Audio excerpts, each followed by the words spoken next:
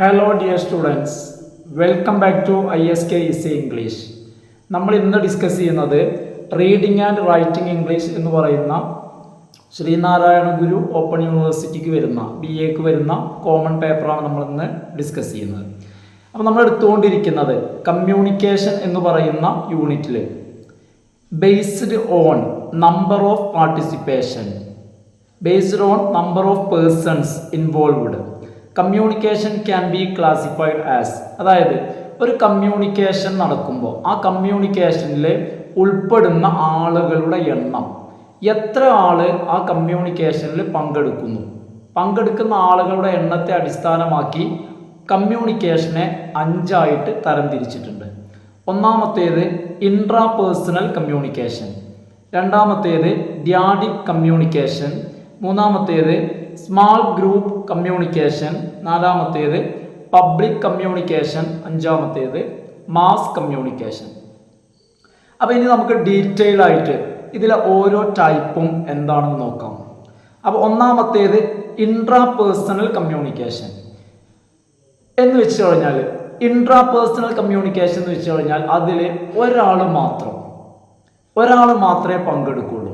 അപ്പോൾ ഒരാൾ മാത്രമായിട്ട് എങ്ങനെയാണ് സംസാരിക്കുക, ഒരാൾ മാത്രമായിട്ട് എങ്ങനെയാണ് കമ്മ്യൂണിക്കേഷൻ ആശയവിനിമയം നടത്തുന്നത് നമുക്ക് നോക്കാം. It is the type of communication which take place within one self. ഒരു വ്യക്തിക്കുള്ളിൽ, ഒരാളുള്ളിൽ, അയാളുടെ ചിന്തകളാവാം, അയാളുടെ ഫീലിങ്സ് ആവാം. അപ്പോൾ എന്താണെന്ന് വെച്ച് കഴിഞ്ഞാൽ ഒരു വ്യക്തിക്കുള്ളിൽ, ഒരാൾക്കുള്ളിൽ നടക്കുന്ന കമ്മ്യൂണിക്കേഷനെയാണ് നമ്മൾ ഇൻട്രാ പേഴ്സണൽ കമ്മ്യൂണിക്കേഷൻ എന്ന് വിളിക്കുന്നത്. Only one person is involved in this type of communication. ഇത്തരത്തിലുള്ള കമ്മ്യൂണിക്കേഷനിൽ ഒരാൾ മാത്രമാണ് ഉൾക്കൊള്ളുന്നത്. A person remembering something and experiencing emotions is a good example of intrapersonal communication. അപ്പോൾ ഇൻട്രാ പേഴ്സണൽ കമ്മ്യൂണിക്കേഷനുള്ള എക്സാമ്പിളാണ് ഒരു വ്യക്തി ചില കാര്യങ്ങൾ ഓർമ്മിക്കുന്നത്. Remembering something, a person remembering something, ഒരു വ്യക്തി ചില കാര്യങ്ങൾ ഓർമ്മിക്കുന്നത്. ഇനി അതല്ലെങ്കിൽ എക്സ്പീരിയൻസിങ് എമോഷൻസ്, ഒരു വ്യക്തി, ഒരാൾ അയാളുടെ ഇമോഷൻസ്, അയാളുടെ ഫീലിങ്സ് അനുഭവിക്കുന്നത്. ഇതൊക്കെ ഇൻട്രാ പേഴ്സണൽ കമ്മ്യൂണിക്കേഷന് എക്സാമ്പിളാണ്.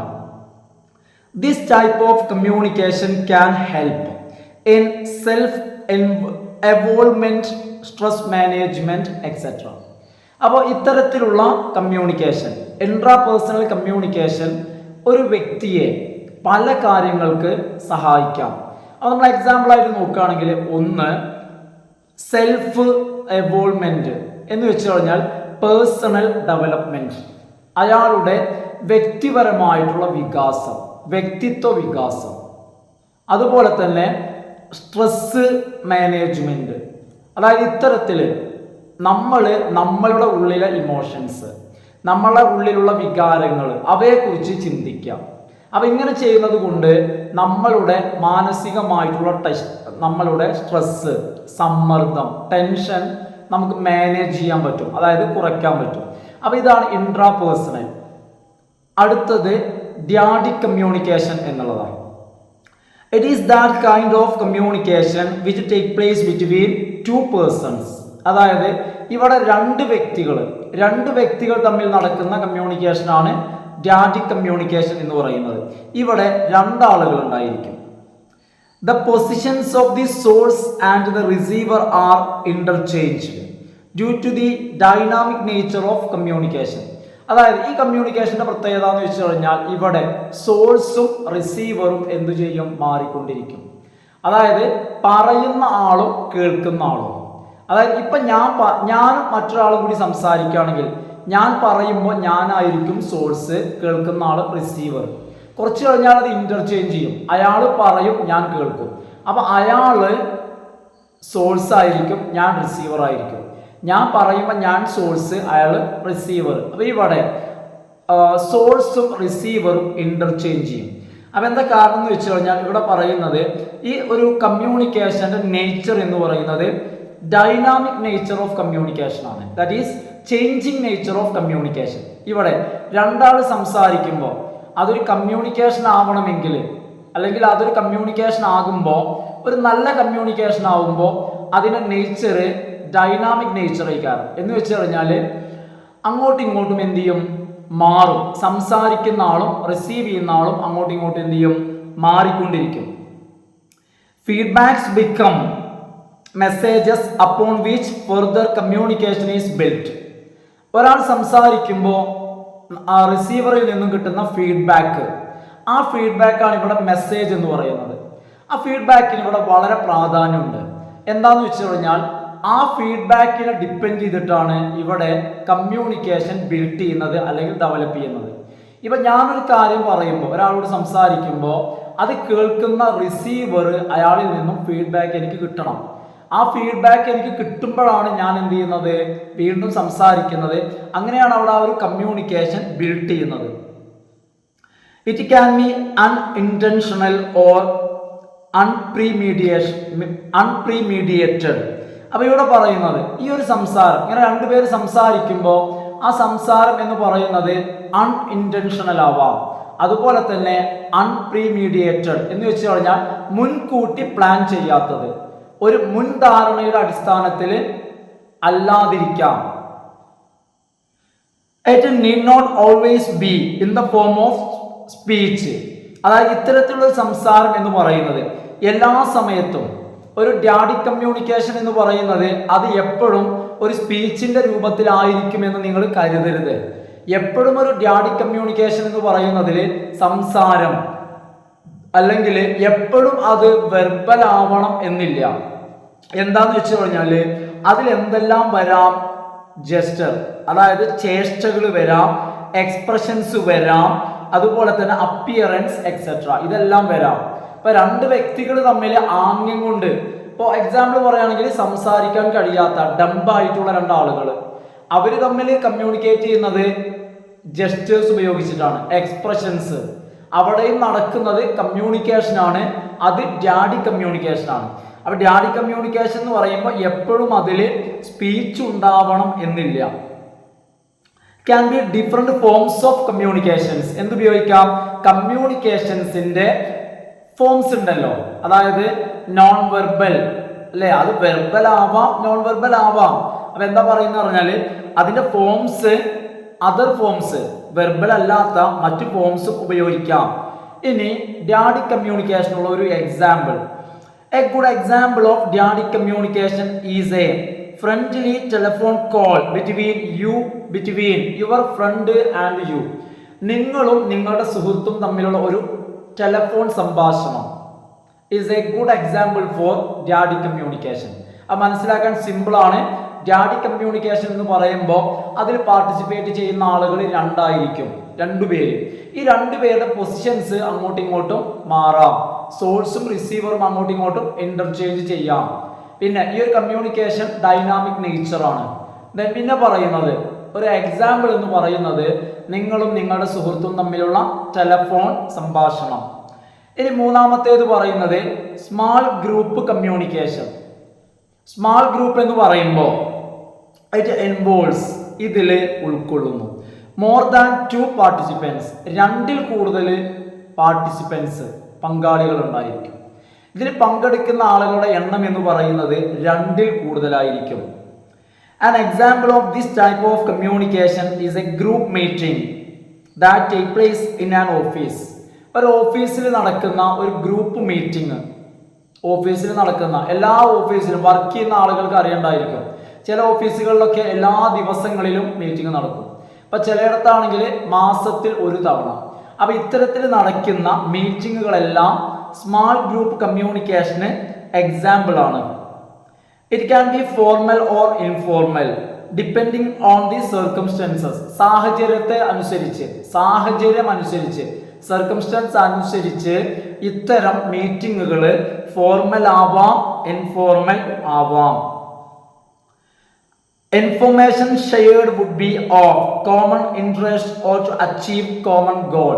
അപ്പൊ ഇത്തരം മീറ്റിങ്ങുകളിൽ ഒരുപാട് ആളുകൾ പങ്കെടുക്കുന്ന ഇത്തരം മീറ്റിംഗ്, അതായത് സ്മാൾ ഗ്രൂപ്പ് കമ്മ്യൂണിക്കേഷൻസ്, ഇത്തരം കമ്മ്യൂണിക്കേഷനിൽ നടക്കുന്ന ഇൻഫോർമേഷൻ അല്ലെങ്കിൽ അവിടെ ചർച്ച ചെയ്യുന്ന കാര്യങ്ങൾ കോമൺ ആയിരിക്കാം, പൊതുവായ കാര്യങ്ങൾ, എല്ലാവരുമായി ബന്ധപ്പെട്ടിരിക്കുന്ന കാര്യങ്ങളാവാം, കോമൺ ഇൻട്രസ്റ്റ് പൊതു താല്പര്യമുള്ള കാര്യങ്ങളാവാം, അല്ലെങ്കിൽ എല്ലാവരുമായി ബന്ധപ്പെട്ട കോമൺ ഗോൾ ചില പൊതു ലക്ഷ്യങ്ങളുമായിട്ട് ബന്ധപ്പെട്ടതാവാം. എന്തായി കഴിഞ്ഞാലും ഇത്തരത്തിലുള്ള മീറ്റിങ്ങുകൾക്ക് വളരെയധികം പ്രാധാന്യമുണ്ട്. It is very important in business as it facilitates decision making, generation of ideas, sharing of feelings. അപ്പൊ ഇത്തരം മീറ്റിങ്ങുകൾക്ക് ബിസിനസ്സിൽ വളരെയധികം പ്രാധാന്യമുണ്ട്. സ്മാൾ ഗ്രൂപ്പ് കമ്മ്യൂണിക്കേഷന് ബിസിനസ്സിൽ വളരെയധികം പ്രാധാന്യമുണ്ട്. എന്തുകൊണ്ടെന്നാൽ ഇത്തരം മീറ്റിങ്ങുകൾ ബിസിനസ്സിൽ ഡിസിഷൻ മേക്കിങ്ങിനെ സഹായിക്കുന്നു, തീരുമാനമെടുക്കുന്നതിന് സഹായിക്കുന്നു. അതുപോലെ തന്നെ ജനറേഷൻ ഓഫ് ഐഡിയാസ്, ആശയങ്ങളെ ഉൽപ്പാദിപ്പിക്കുന്നതിന്. അതായത് ബിസിനസ് എന്ന് പറയുമ്പോൾ ന്യൂ ഐഡിയാസ് വേണം.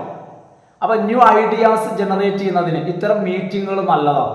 എപ്പോഴും ആളുകൾ ഒരുമിച്ച് കൂടി ചർച്ച ചെയ്യുമ്പോൾ അതിൽ ന്യൂ ഐഡിയാസ് മിക്കവാറും വരും.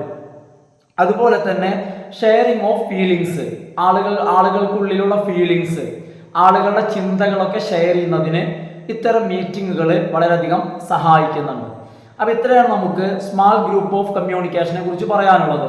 അതായത് 2ൽ കൂടുതൽ പാർട്ടിസിപ്പൻസ് ഉണ്ടായിരിക്കും. മീറ്റിങ്ങുകൾ, കമ്പനി മീറ്റിങ്ങുകൾ എക്സാമ്പിൾ ആണ്. പിന്നെ അതിൻ്റെ ചില പ്രയോജനങ്ങൾ. 4ാമത്തേത് നമ്മൾ പറയുന്നത് പബ്ലിക് കമ്മ്യൂണിക്കേഷൻ ആണ്. Public communication, it is one in which messages from a single source will be received by many people or audience. അതായത് ഒരാളിൽ നിന്നും, ഒരു സിംഗിൾ സോഴ്സിൽ നിന്ന്, ഒരു സിംഗിൾ സോഴ്സ് എന്ന് പറഞ്ഞു കഴിഞ്ഞാൽ ഒരു വ്യക്തിയാവാം അല്ലെങ്കിൽ എന്തോ, പക്ഷെ അത് സിംഗിൾ ആണ്.